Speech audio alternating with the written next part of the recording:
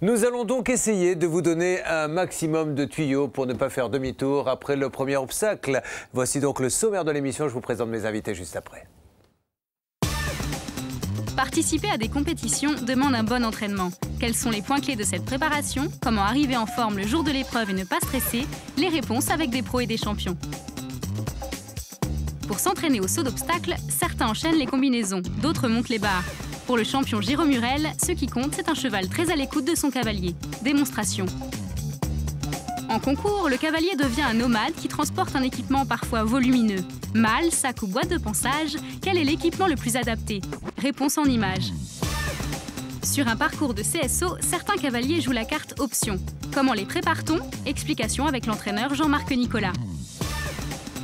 Partir en concours ne s'improvise pas. Mieux vaut organiser son équipement la veille. Que faut-il emporter dans sa malle de concours? Tous nos conseils pour ne rien oublier. C'est bientôt le grand jour. Julien Courbet se prépare pour les Gucci Masters, le fameux concours de CSO qui marque la saison d'hiver en Ile-de-France.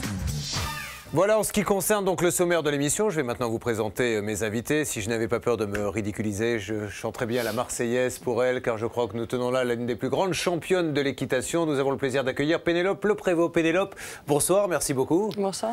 Alors c'est une super année là, entre le Gucci à Paris, la deuxième place à Bordeaux. Qu'est-ce qui s'est passé? Il y a eu un déclic? Oui, je pense que je commence à avoir une super écurie, de bons chevaux et ça fait toute la différence. Alors on va revenir sur le super parcours d'abord au Gucci, mais on va présenter quand même le jeune homme qui est à vos côtés, que vous connaissez bien d'ailleurs. Présentez-nous-le. Serge Cornu. Serge Cornu, bonsoir. Bonsoir. Alors vous vous connaissez tous les deux? D'où? Bien sûr, oui. Ben, j'ai déjà donné un petit peu quelques coups de main.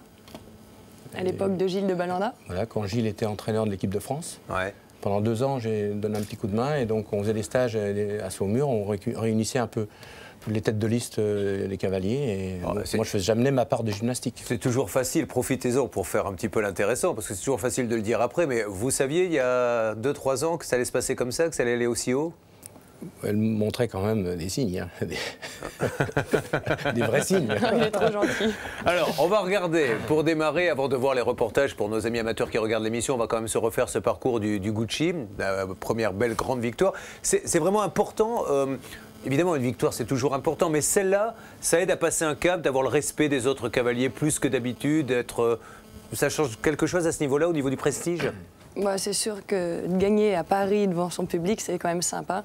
Et puis de gagner, ça encourage un peu l'équipe qui est derrière nous, parce que nous, on est sur le devant de la scène, nous les cavaliers, mais derrière, il y a une équipe maison